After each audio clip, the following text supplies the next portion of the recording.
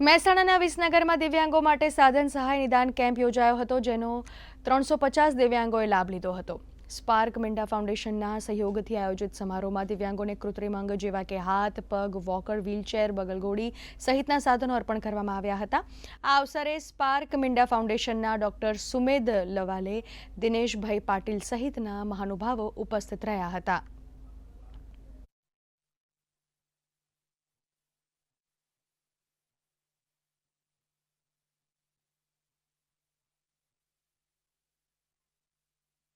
દિવ્યાંગજનોને ઘોડી, કેલિપર્સ, કૃત્રિમ હાથ પગ, વ્હીલચેર, વોકર આ બધા કૃત્રિમ અવયવો આપવા માટેનો કેમ્પ સંસ્થામાં રાખવામાં આવેલો છે અને સમગ્ર ઉત્તર ગુજરાતમાંથી 350 કરતાં પણ વધારે દિવ્યાંગો આજે આ કેમ્પમાં ભાગ લેનાર છે।